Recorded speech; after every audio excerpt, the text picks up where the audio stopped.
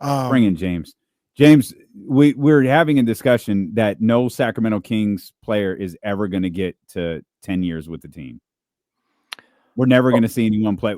We were just talking about like who the greatest king of all time was. Looking at Chris Webber, he only played 6 years here. De'Aaron's gone at 8. Like it's never going to happen.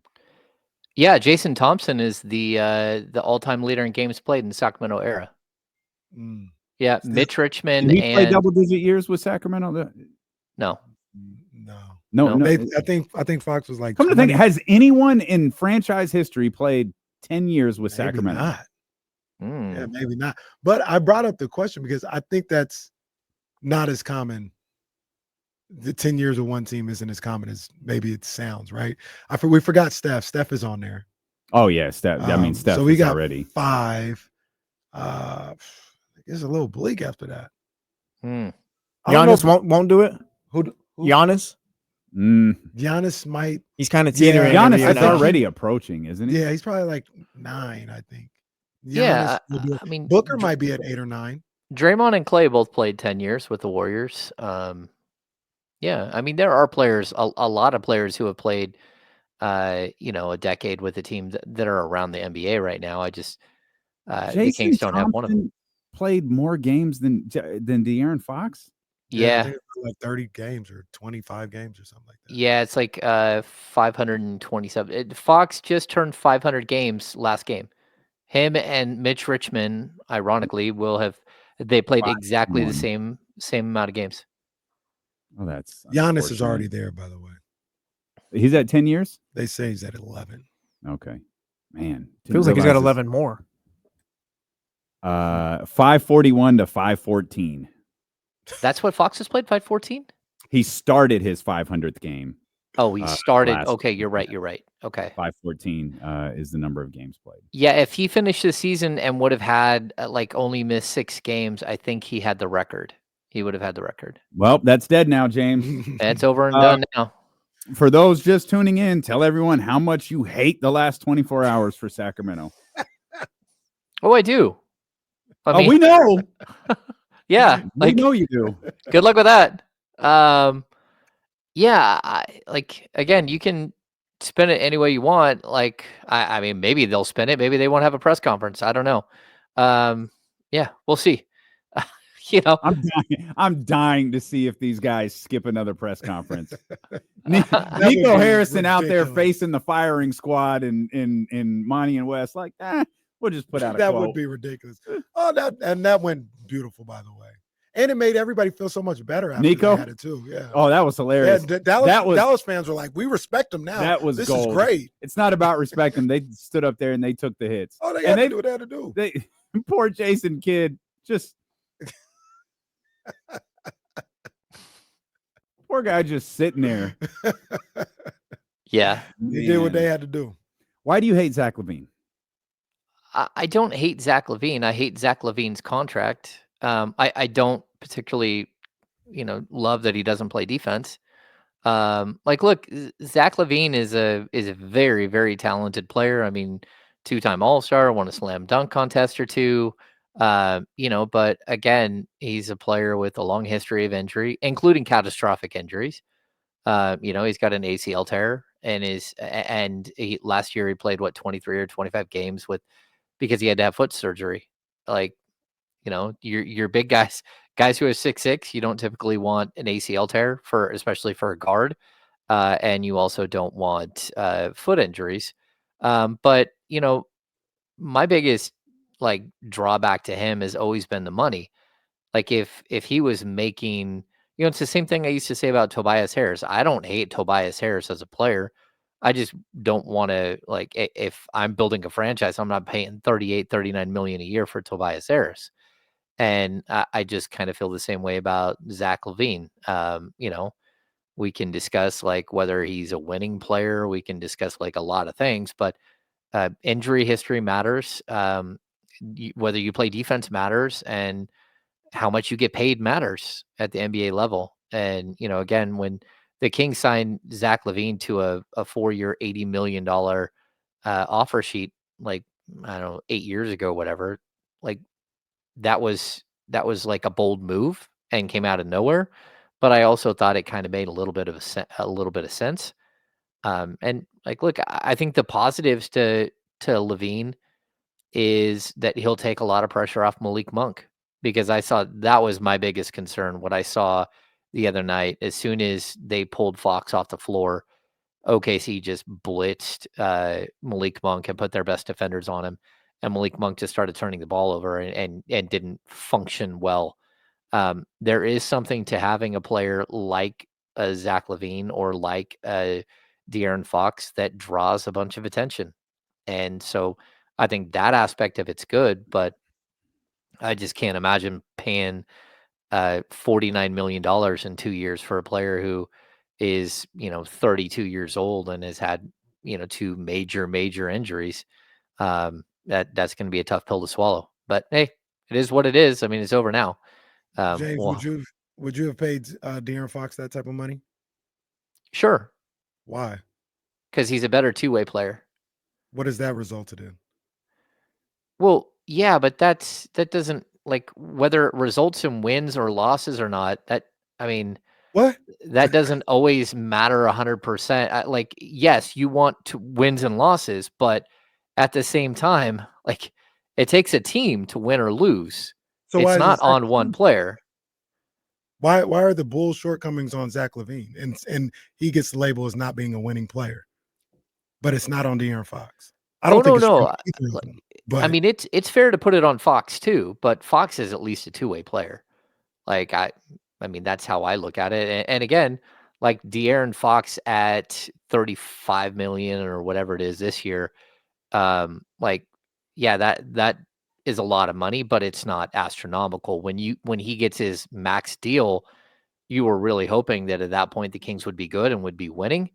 And if they weren't, like, I get having reserves about, like, whether or not you want to spend that money. But like, look, again, Zach LaVine's contract proves once again that no contract is untradeable in the NBA.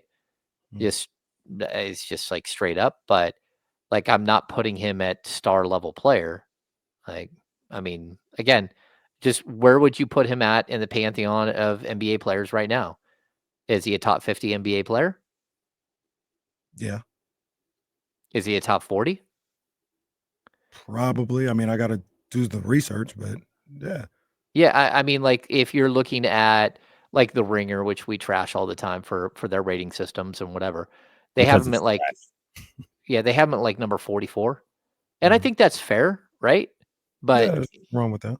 you just traded a top 20 player for a top, for a guy who isn't as good overall. And so and who makes a lot of money and who has a much deeper injury history. Broken fingers are one thing.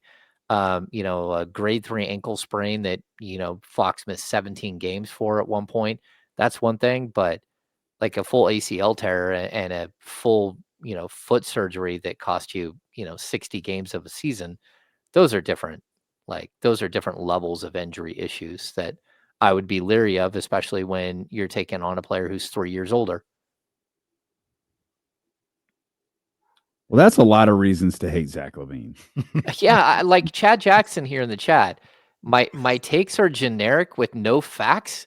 It's just straight up facts, man. It's like, you can look at his career record. You can look at his career, like everything about what he does in his career. Like, the Bulls have no excuse for being as bad as they have been the last 5 years. They did make the Neither does playoffs one year. Sacramento. Yeah, like- Neither does Sacramento. And I No. think that's where my frustration lies is but both things can be true. The team can be underperforming. The front office can be bad. Like, there can be a lot of different things at play. But to talk about like Zach LaVine as if he didn't lead this juggernaut of a Chicago Bulls team, like, if that roster, you can make an argument that roster was as good as Sacramento's. They got to the same spot. Like, I think Kenny laid this out perfectly earlier in just as simple as form, whether Kings fans want to admit this or not. Right now, today, not talking about 5 years from now, talking about right now, today, at worst, this was probably a lateral move.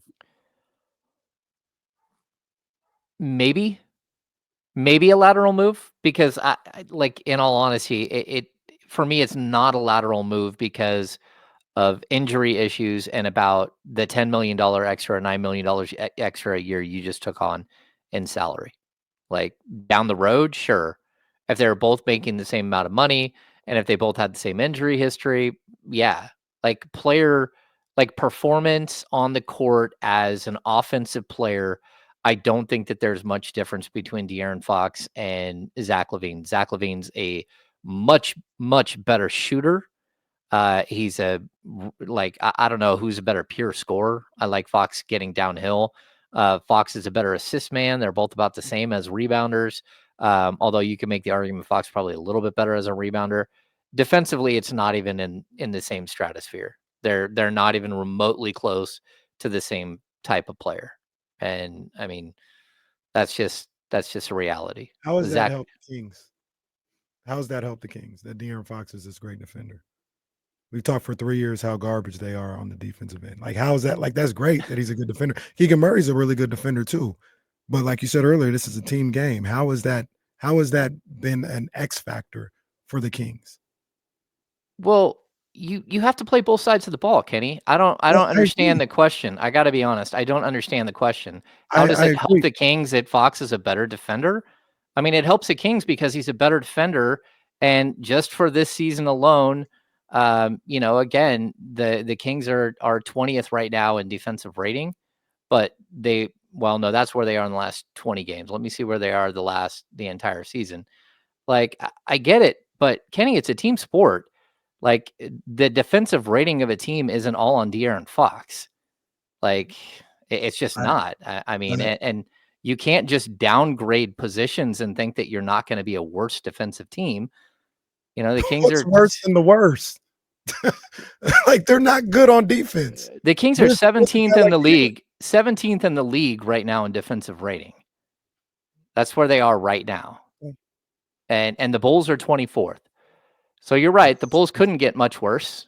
The Kings, they could get 13 teams worse. I mean, I get it. I get that you like Zach LaVine. It's not That's even fine. It's not about liking Zach LaVine. It's about all the things that we are saying makes De'Aaron Fox great and much better than Zach LaVine. To be real, it hasn't resulted in anything. It hasn't resulted in anything. And you talk about it's a team situation. Like, this team is 10th. They're 10th with De'Aaron Fox. Like, I don't understand. Like, I guess you could go into the bottom 5 with Zach LaVine because he's not a good defender or anything else like that, or he makes a lot of money. But we're not talking like this is a bona fide top 3 team, and they have been in De'Aaron Fox's tenure. No, but what we're talking about is the ability to go and add talent after this. And you just severely limit your ability to do that. You're paying $10 million a year or $9 million a year this year and $9 million more next year. And then the year after that, when Fox, wasn't under contract, yeah, Fox's deal would have came in at like $43 million or whatever. But, a couple of things. Number one, you can sign your own free agent for whatever you have to sign them to as part of the Larry Bird clause. So that's one thing. Number two, like, you don't have any ability right now to go out and do anything. You're 10.5 million under the luxury tax and 14 million under the apron where you're hard taxed, right? Where you're hard capped. Like, making more changes right now is just extremely difficult unless you tied them into the previous deal, which you didn't. That deal's done and over with now. Like, can the Kings go out and find a $10 million player and maybe go acquire them? Sure. Using luxury tax. I mean, using an exception. Can they trade Trey Lyles and some other player to get up to like a 13 or 14 or $15 million player? Maybe, but you're kind of stuck. And that's the problem that I see, that you just basically, now you have two $50 million players on the books in 2 years. And that's just really, really tough, especially if they aren't, the top 5-6 players in the league type deal. That's just a lot of money to spend. You would have had that anyways. Am I wrong? Yeah, well, it's possible, but it's also possible that that you would have had, like, you could have built something, because again, there's more dynamics in play when you have a player whose salary is escalating versus a player who drops on your books at $10 million more. So one other thing. Go ahead, Hammer. Well, no, I don't know how this is all going to play out, but I want to wait until the end of the season. I want to wait until, I want to see what happens next year. But like on its face value, like we always do, who got the better player in the deal? There's no question who got the player in the deal. There's absolutely, you can argue whatever you want about Zach LaVine. There's zero question who got the better player in this deal. He's 3 years younger. He makes less money. He's just a better overall player. He plays defense. There's no question about that. And then the assets that came back are mediocre at best. And watch what happens here with, just keep an eye on San Antonio and see what they do with the rest of what they have, and see if they come away with some of the players that the Kings maybe could have come away with. But like, look, is it doom and gloom? I don't know. Like I can tell by the look on Kenny's face that he wants to. No, I'm listening. No, you've got that look. Like I'm I know listening. the look when you're ready to go. Like I can tell. I get it. I know the look. No, because there's not a, like, we're gonna talk because we got a radio, so but there's not much to say. Like James looks at it one way, I look at it a different way, and that's just what it is. Like neither one of us know. I don't know what's gonna happen. They could stink. They could tailspin after this. I don't know. Tell me what you think the Kings should have done in this situation. How would this deal that would have had to have been with San Antonio realistically have been better? Well, I mean, the first thing, Damian, is I wouldn't have got myself in that situation. I don't like the way you said that. Like straight up. You want to ask what I would have done? You said that like you wanted to fight. I wouldn't have got myself in this situation. Straight up. Like I wouldn't have got myself in this situation. And you know what? I also, if I'm an owner who's in this situation, I would have called my star player before calling him to tell him that the deal had gone through. I would have tried to repair fences. I would have done everything to try to build the team, because that's what this is about. You get to the playoffs at 48 wins. You should come back and build and add and figure out ways to improve, maintain and improve. Those aren't my words. Those are Monty McNair's words. Tell me where they've maintained. Tell me where they've improved. And I don't blame De'Aaron Fox for looking at this and going, what am I supposed to do here? Like, because like Kenny's right. Like they weren't winning more. They're capped. And why are they capped? They're capped because they didn't go do the necessary improvements that we have all been talking about for the last 2 years. Not just this season, the last 2 years. Like, hey, 48 wins. We're at the trade deadline during the 2022-23 season saying, man, if they could just get one more piece right here at the trade deadline. Kessler Edwards wasn't it. And, Chris Duarte and JaVale McGee, and just keep stacking up the names that just weren't it. And it's really tough when you're looking at yourself as a star player and looking at like exactly what Kenny's saying. Well, how come you're not getting any better? It's like, well, this is a one-legged ass-kicking contest. That's why. Because I can't get better because the pieces around me aren't good enough. And you won't go address that. And until they address those things, it doesn't matter. I mean, you want to talk about a guy who really needs strong wing play. Zach LaVine is that guy. He needs length and athleticism at the wings because he's not a good defender. So, this, can it get worse defensively? Hell yeah, it can get worse defensively. I got to be honest. I've done my homework. I haven't heard a lot of people saying that. Saying what? If anything, I've heard. Saying what? If anything, I've heard people say the reputation that precedes him defensively is really unfair. He works on the defensive end. He gets after it. He's willing to go out there and do what's called for. Is he Kawhi Leonard? No. Is he Luka Doncic? Hell no. He's a slight step above Luka, but like same ballpark. Oh no. Luka's terrible. Come on. He's a slight step above, like Luka is awful. Like Luka. Come on now. Luka doesn't even try. We'll see. We'll find out when he gets here. We'll see it firsthand. But like I said, I haven't heard that. And I've checked, and I haven't heard that.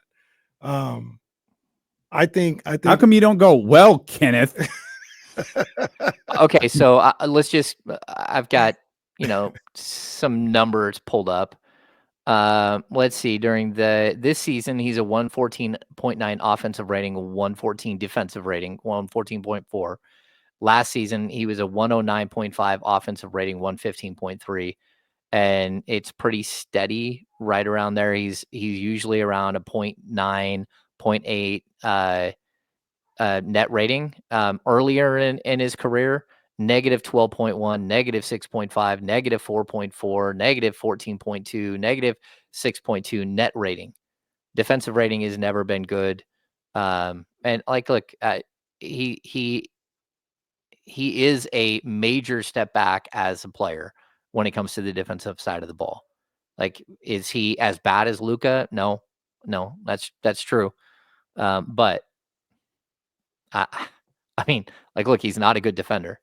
I'm not making the argument that he is. I just, I like I said, asked around people who've seen him on a nightly basis, and they've said, and like I said, we'll all find out together. That's the beautiful thing about this. We'll see him on a nightly basis, and then we can determine if he's as bad as you say he is on the defensive end. If he is, then James knew what he was talking about. Is Malik Monk a good defender or no? Not really. I think he's a willing defender, though, and I think there's a difference. You say he's in the same ballpark of Luka. Luka's not a willing defender. There are guys out there, like Peja wasn't a good defender, but he was a willing defender, and he understood team defense principles. And that's different than somebody that just refuses to play defense, and that's the category that you put him in. Yeah, I'm putting in the category that he's just not good defensively at all. Like, again, I don't know where the Bulls rank every year in defensive rating, but again, last year is not easy because Zach was out with foot surgery for most of the season, but they were 22nd in the league last year in defensive rating. The year before that, defensive rating, Chicago right down. Well, they're better than the Kings, that's for sure. Yeah, they weren't bad the year before. So look, we do have to see it in practicality, but I'll just tell you that he's going to have some of the same exact problems De'Aaron Fox did. Like, the Kings don't have anyone that has your back on the defensive side of the ball, and Domantas Sabonis has been way better than advertised defensively as a team defender and as a position defender. He's just not a shot blocker. Keegan Murray's a good defender. Keon Ellis will play alongside him sometimes and is a really good defender, but you just can't run out, a team without wing defenders again and again and again, and think that switching out the offensive players on the front are going to, be able to sort of carry the weight. Okay, let's come back and we'll just fight more and whatever. Next James, first round picks. Did the Kings get value? What a mess. My goodness. James Ham with D'Lo and KC here on Sacramento Sports Leader, ESPN 1320.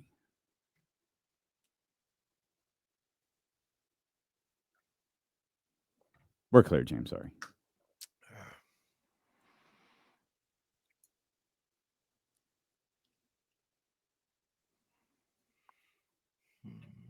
Yeah, Zach LaVine is not a supercharged Kevin Huerter. Like, Zach LaVine is a heck of a scorer.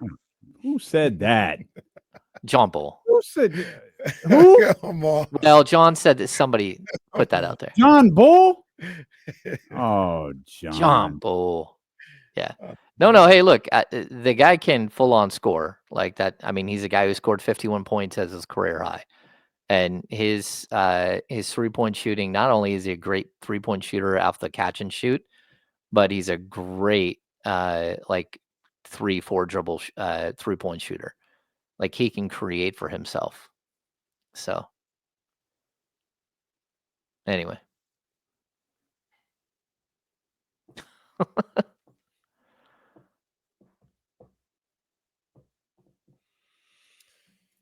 Yeah. My whole thing, and like I said, we'll see what happens. I certainly don't know what's going to happen with Zach LaVine on the Kings. I think you and other people, James, are just selling him a little short. That's all. That's all. I think you guys talk about him in unfair terms, especially when you compare it to De'Aaron Fox. We talk about like leadership and winning is what matters. And then the last 5 seasons, I said it earlier, last 5 seasons, average team wins for the Chicago Bulls, 42. Average team wins for the Kings, 41. Like De'Aaron Fox, sure, he's a better defender and all this other stuff. But what are we doing? But Like, what if you do the last 3 seasons? Why do the last? Why not just do this season? You could pick the Kings. That's fine. I'm talking about 5 seasons. Yeah, but Like, I then you mean, eliminate, 'cause 5 then seasons, we're talking now about picking, 2 years of no Domas. now we picking and choosing because now we can eliminate Zach LaVine's playoff appearance if we go 3 years, and we can say he didn't make the playoffs when he did the same amount of times as De'Aaron Fox. Yeah. So we, like I said, we could do the last 3 seasons there. The Kings make the playoffs. The 1 year with De'Aaron, and the Bulls hadn't. All right. Is Zach LaVine the NBA's Dak Prescott? Next on D-Lo and Casey. Well, no, because he don't get paid like Dak Prescott. He would get the highest. He would get the Luka Supermax if he was Dak Prescott. Yeah. Is De'Aaron Fox the NBA's Dak Prescott? Yeah, maybe. Yeah. I mean, a lot of guys have never made the playoffs. I don't always hinge everything on that, but just like win percentage, everything else, like it's tough. And De'Aaron went through years where it's like him and Buddy Hield as your 2 best players. But to defend Zach, and like I said, this is where I think you're being unfair to Zach. Is the Bulls front office the model of excellence? So we give De'Aaron Fox a pass because the front office didn't do it. Supposedly you want to use that angle. They didn't do what they were supposed to do. But Zach LaVine, the Bulls, they did everything they were supposed to do, and Zach just didn't win. Yeah, I would just say like more than like blaming Zach or for wins and losses. Like, look, it's totally about like the defensive side of the ball, the money, and the injuries. And the fact that a lot, like they tried to trade him this summer and were willing to attach their own first-round pick and maybe even 2 first-round picks to get out from underneath the contract. And like, that's just not who De'Aaron Fox was for this team. Or, we heard dozens of teams called for De'Aaron Fox, dozens of teams when there's only 30 in the league. But like Fox is a commodity. I don't believe that many teams called, and we'll talk about that when we come back.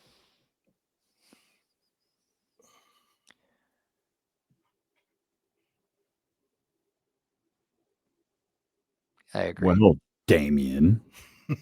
Damian.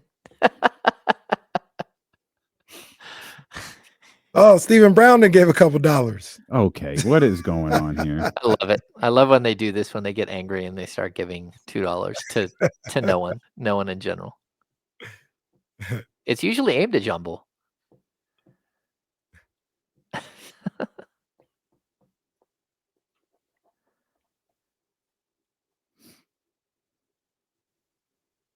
I know, right?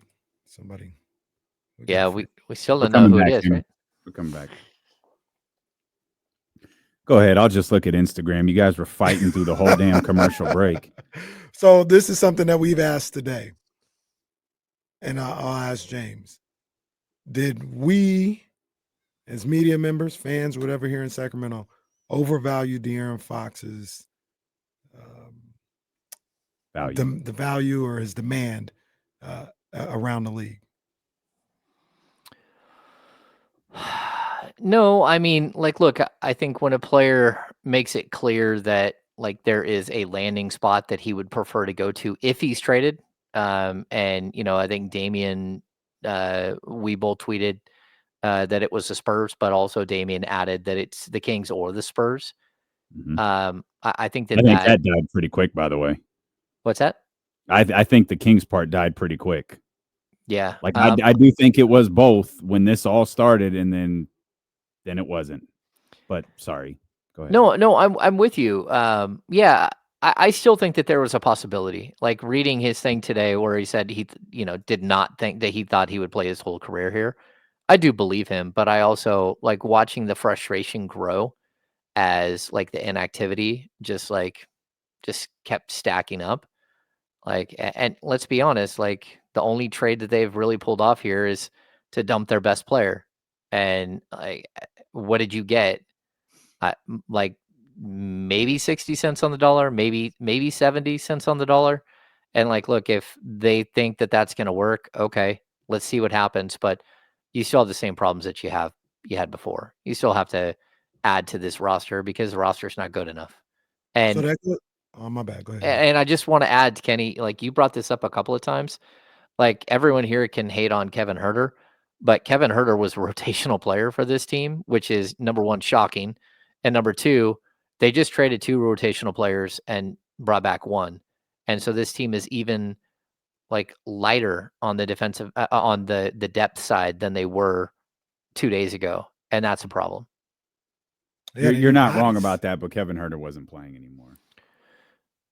Well, like, what did he not play like 2 games here in the last? I mean, he was playing less and less and less, and unless he was hitting shots, he was playing. I mean, the idea that we could play Doug McDermott instead was a problem. Like, it speaks to your overall issue of depth being an issue, but like going, well, we're not playing Kevin, so let's just play Doug McDermott. Like, that's not. That's 500 basketball at best, which is the issue. That's the crux of this whole problem. We can fight till our deaths about Zach LaVine and De'Aaron Fox. I don't know why that made. The fact is, if nothing happens between now and Thursday, what are we doing? We're in at best we're in the same exact position. In all likelihood, we're probably a smidge bit worse. And it's like, so we're getting 12 minutes of Doug McDermott and Alex Len every night. All right, man. Seems like it. But you got 5 second-round picks, a couple of futures first. You better find a way to utilize them. Yes. Because Monty and Wes aren't going to see those second rounders to draft. You better find a way to utilize them over the next couple of days. Yeah, I would just say, like, I get that sentiment. It's just really, like, could you do something like Trey Lyles and Colby Jones for Jonas Valanciunas and throw in a couple of seconds? Maybe that helps you. But again, you're talking about, losing one rotational player, replacing him with another. Like how do you improve the roster? And it's not simple. It's not. And so, especially once the other deal closed, like if you did more deals, if you attach deals within the larger trade, then you wouldn't be dealing with things like trade exceptions. Once you deal with trade exceptions, it becomes a lot more complicated because you can't, add players and trade exceptions together. So there's no way to get up to like a player like Cam Johnson money without trading DeMar DeRozan or trading Trey Lyles, Devin Carter, and Keegan Murray. Like you don't have the contracts to match anymore, and that's a problem. So the one thing that you had said a little while ago was about them, getting 60 cents on the dollar for, their star player. And, but this is the thing that I try to constantly talk about, like, what would you have wanted them to do? And kind of brush past the part of like, well, it's a little difficult when, the guy's saying he only wants to go to one team. Like, that's part of it. That's part of it. What'd you say earlier? Like you're in a one-legged ass kicking contest. Yep. He put them in that. Like he put them in that situation. Did he put them in that, or did they put themselves in that situation? No, he did. He did.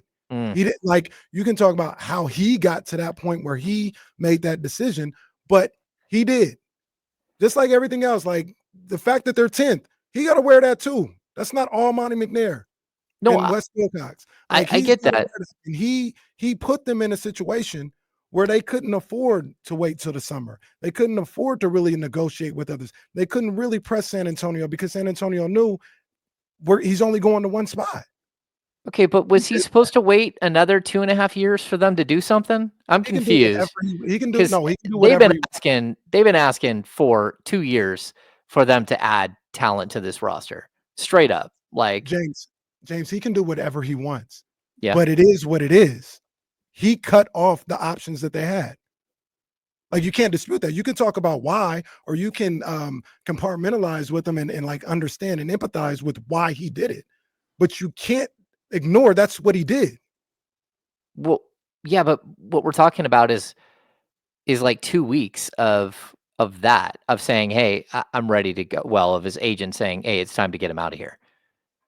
Like, you had years to avoid that. Years, absolutely years to avoid it, and you didn't. You drafted a point guard, his position, in the draft that couldn't play for 6 to 8 months. Well, That's a facts. killer. Yep. I mean, Absolutely. straight up, you traded 2 second-round picks for Chris Duarte. That didn't work out. You know, where's the high-level transaction that makes this team better? Like, we talk about Kevin Huerter not being a player. Kevin Huerter hasn't been a good player for a year and a half. Mhm. Like, straight up, like, make the move. And that's the tough thing. Like, I would love to tell you that, you know, like, Fox is like 100% to blame for the way it all worked out in the end. Hey, maybe you got less back for him because of it, but like, this is on, like, you had all the opportunity in the world to make a change and you just didn't.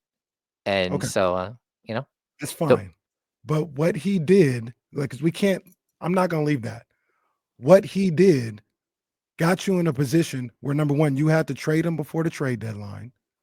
And you couldn't even open it up to everybody else because they all knew he was going to San Antonio. Once again, I'll say it again. The why I'm not disputing.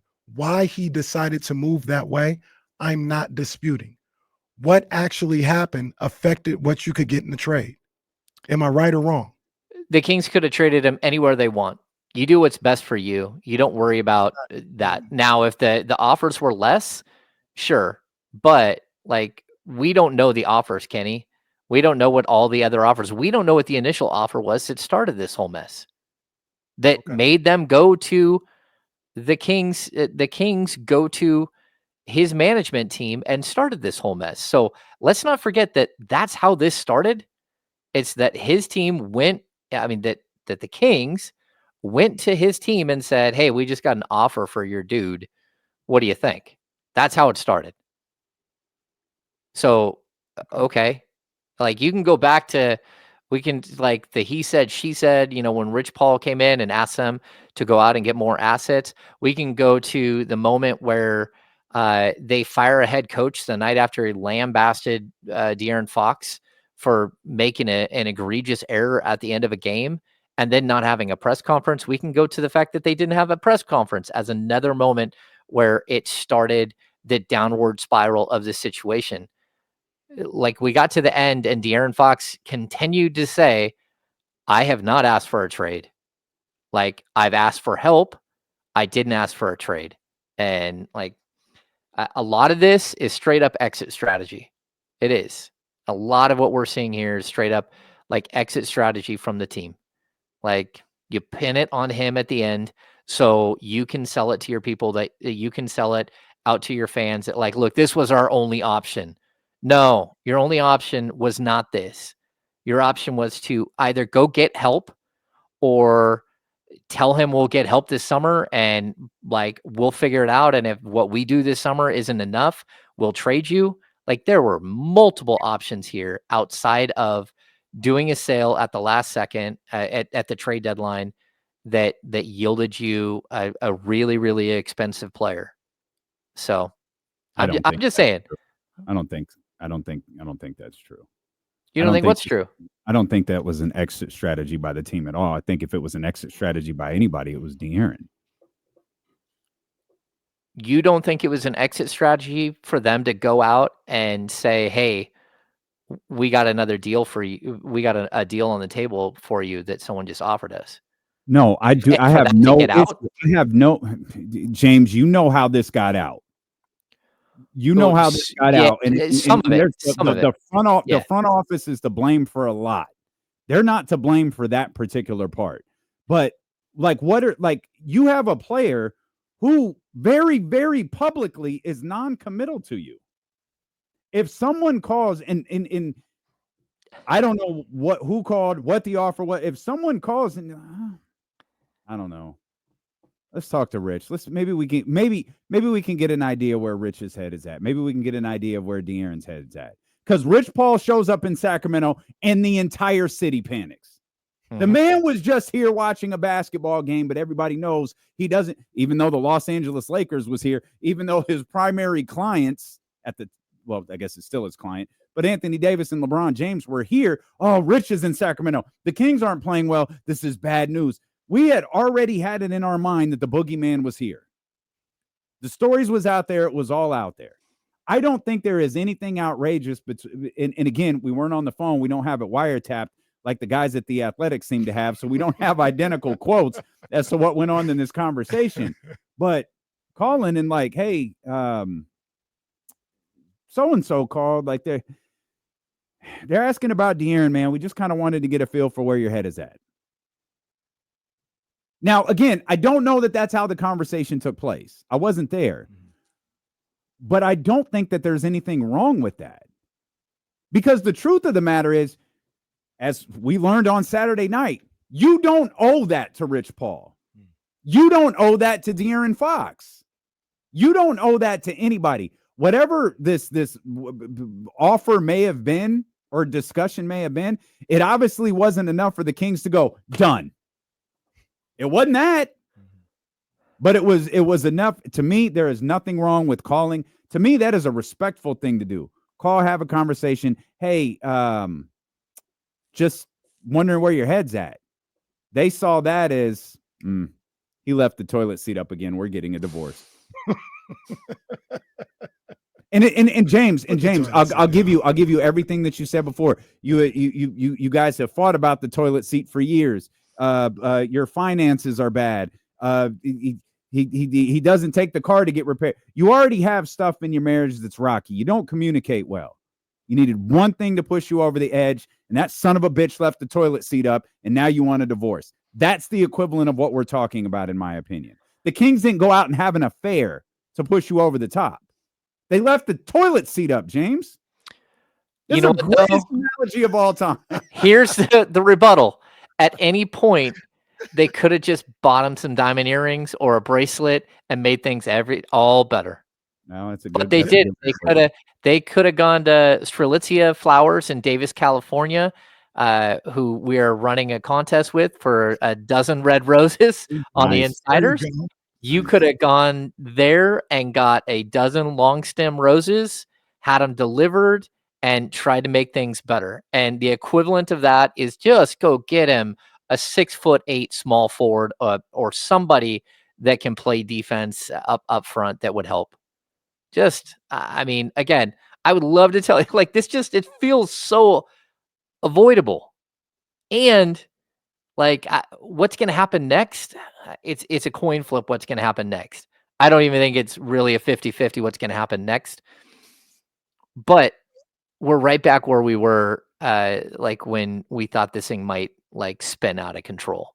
You know, one guy's already lost his job. Now a second guy's lost his job, basically, been moved out of town. Like, when do we start wondering, like, are you going to add the talent that you have to add in order to win? Because that we keep coming back to the same exact problem. Fox is not here. Zach LaVine is. It doesn't matter. It's still the same exact problem. You still have not addressed any of the issues that you had before. You couldn't even get a Julian Champagnie thrown in on the deal. Like a Jeremy Sohan. You couldn't have given up.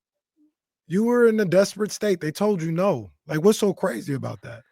Well, like, would you gonna beat them up if they didn't give you Champagnie? Like, they said no, take the deal or don't. Well, then you don't. Like, if the deal's not good and the deal doesn't help you, then you get Saturday. Okay, you want to deal with that for 40 more games? That's the next thing, James. Could you have managed this season with De'Aaron Fox on the roster? Could you have managed this season if you're Doug Christie? Like, we're all rooting for Doug Christie, right? We want this to work out for him. Could he have managed this the rest of the way with you know, the hope of the playoffs still, you know, there? Sure, he could. What we saw the other night in OKC, we all know what was happening on Saturday. We know that the deal was close on Saturday, and then on Sunday it got even closer and then finally done. We all knew. The team knew what was going on. It was an untenable situation, and De'Aaron went out there, and to be honest with you, He played with a whole bunch of like force and activity early in that game that I was surprised. I thought it would be like a phone it in moment. And then the wheels spun off that thing and it was crazy. Could you have reset and everybody sits in a room and say, look, this is what we're doing for the rest of the season. We're sticking together. We're going to figure out how to get through it. And hopefully it works out. Okay. We don't know what would have happened, right? Like there were other options here. And that's my point. And like, to be honest, it's like I keep saying they have the same exact problem that they did before. Right. And this is the crux of my argument right here. You swapped out a guy, you got 3 years older, you got $9 million a year more, and you got a player who's had catastrophic injuries. That's the swap out. Same team outside of that. So, like, what did you do that was better? The draft picks you got are meh. Like 5 second-round picks, okay. Like you just squandered seven in a year plus. So what are you going to do with 5? And the two first-round picks, one of them is at 27 and one of them is a 31, 6 years from now. Maybe that helps you go get something, but like, have they shown you under any situation that they could actually go get something? Because I got to be honest, 2 days ago, they still had a 20, 27, 28, 29, 30, and 31 first-round draft pick. They still had those. They could have gone and used any of those, not all of them, but they could have gone and used 2 or 3 of them. Okay. And I'm not saying like go all in on like a horribly destructive trade, but like the reverse is that you got, okay, a little bit of cap space. I mean, not even, you got some cap space, which I'm sure Kings fans are going to be excited about that, dropping on a luxury tax further. But on top of that, you got 3 years older. You got a player who isn't as good. You got a player who has injury and history and a guy who's owed literally $9 million more a season. And so like, where's the change? You can argue that you maintained Kenny, but where's the improvement? Because you didn't do it. That's a tough part. The one thing that I will say about De'Aaron Fox, and if he would have just got this and that, he would have stayed. I do not believe that. We have heard personally, professionally, directly, indirectly, since October that he is probably going to leave. We, myself and Damian, I don't want to call him a dummy. I'll call myself a dummy. I was the dummy that when asked, no, I think he'll stay. And they would look at me, they'd smirk. I said, I don't think so. I don't think this came down to not getting John Collins. No. I'm just telling you. Well, thank you for not taking another shot at Dorian Finney-Smith. Finney-Smith too. If they would have got him, maybe things would be different. But there's a reason. There's a reason. A lot of people like, nah, he's probably going to leave. There's a reason. That's all I'm going to say. I don't need to go into in depth with it. But there's a reason. We were the only 2 people that we would talk to on a consistent basis that would say, nah, he's probably going to stay. You couldn't find one person who would say that. Kenny, you didn't give him any reason to want to. That's fine, James. He was leaving. Like that's the moral of the story. How we got here, I'm not here to argue with you with. He was gone before 2 weeks ago. He was gone before a month ago. He was gone before a month and a half ago. That's the reality of it. I get it. Like, but that doesn't change. It wasn't a avoidable situation and you didn't avoid it. Like, that's fine. If that's what you want to do, again, like I wouldn't put my name on that trade. That's what my point is. I wouldn't put my name on that trade.